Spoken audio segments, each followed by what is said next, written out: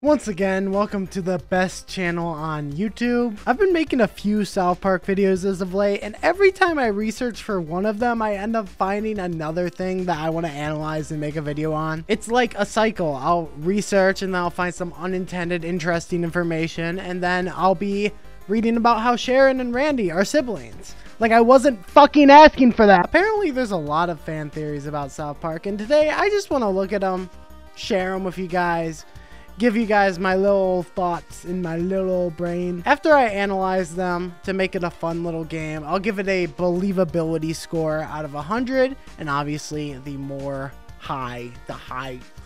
higher the score is, the more believable I think it is. I guess the best way to start is by starting. So let's start. This one just fucking sucks. Okay, this one fucking sucks. Guys, what if, get this. What if it's all in their head? This is so original and creative, guys. No one has ever, it's completely original. It's all in your head. It's all in your head. It's all in your head. It's all in your head. It's all in your head. It's all in your head. Buddy, I'm sorry. I'm sorry. It was a joke. It was a joke for the video, Sir Elk. I'm joking. Don't, come on. It was a joke. I'm sorry.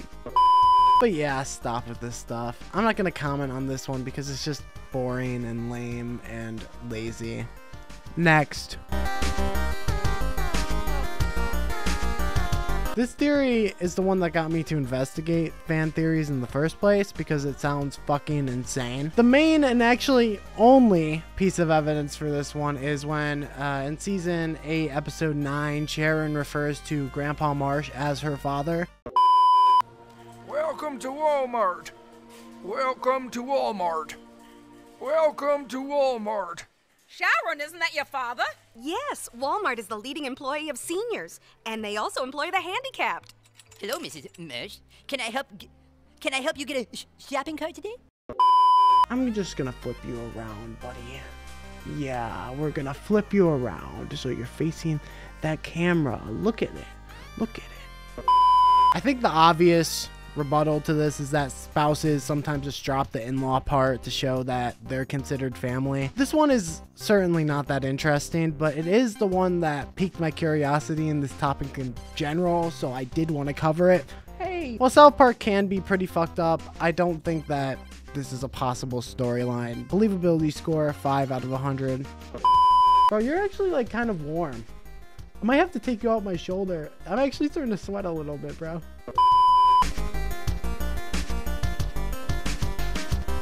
This theory originated in 2012, and it basically states that Officer Barbrady is not a real officer and he's just some crazy person who pretends to be an officer. This is one that I actually found pretty compelling, and there is a decent amount of evidence for it. The first thing the theory mentioned is the badge, which, to be fair, does look pretty handmade and DIY. The second thing mentioned is that his prison looks really fucking dinky. It's like this small little building and it doesn't look very professional. He's also not the one people call when they're in trouble. Typically they call the Park County Police Station, which, you know, is the police station that has more than one officer and actually looks professional. And lastly, I think something that shouldn't be overlooked is his sheer incompetence.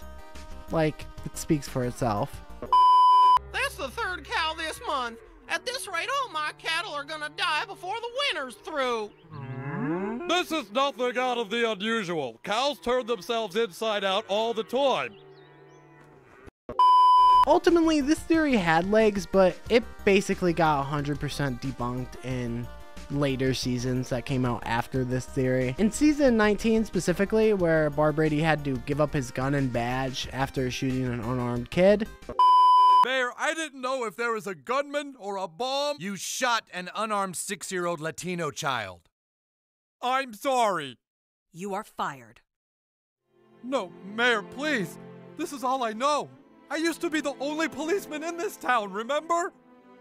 Bob, I used to chase away the 6th graders for you. You're from another time, Barbrady, and the last thing that needs to go. Your gun and your badge.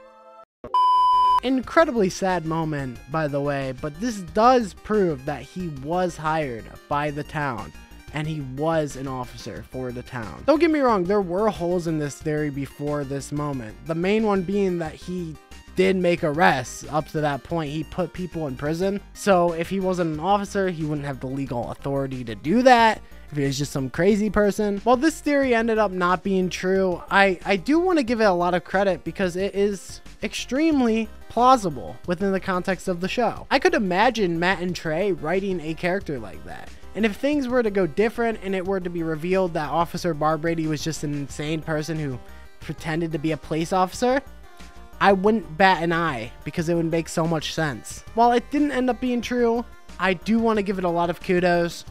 And for that, I'll give it a believability score of 50 out of 100. I'm just going to brush over this one because I already refuted it in my last video. If you want a more detailed lens about how I feel about this theory, just watch my last video. I explain it more in detail. After this one, of course, you better stay put, buddy. I need that watch time. Basically, some people think Cartman loves Kyle because Cartman shows a specific hatred towards Kyle in almost an obsessive way. Looking at my notes here, Cartman wanted Kyle to suck his balls one time to humiliate him. Cartman faked a gay relationship with Kyle so he couldn't get with a girl he liked. And Cartman tends to think about Kyle more than anyone else. And etc. There's a few other things that are pointed to in this theory. While I don't think this theory is completely baseless, I do believe it is wrong. I just think Cartman hates Kyle specifically because Kyle is his biggest detractor. Believability score, 25 out of 100. This is the last theory I'm going to look at today, and it basically states that the main characters represent the 4 horsemen of the apocalypse. Cartman is conquest, Kenny is death, I know, shocker, Stan is famine, and Kyle is war. This one's pretty forced, in my opinion, and while Kenny being death and having like a hood that looks like the Grim Reaper, and Cartman being conquest, they kind of make sense, Stan and Kyle don't fit their roles at all. Like, I mean, you could point to specific instances where Kyle is overly, like, you know, aggressive, trying to get certain things to go his way, you know, because he's a person who has strong convictions. And you have certain instances where you could be like, oh, well, Stan, without him, the whole group starves. But that's like forcing it, really. That's trying really hard to make it work. It's one of those things where you have some puzzle pieces that fit together, but the other puzzle pieces just don't work, and so you just try to jam it in.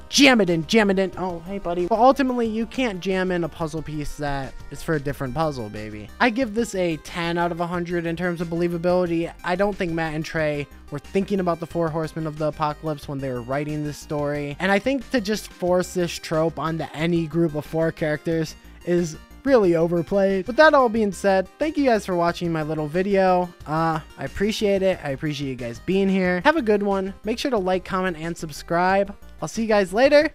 Peace out. Bye-bye. Wave to them. Wave them. Wave them. Bye. Bye. Bye. Bye. Good, good, good.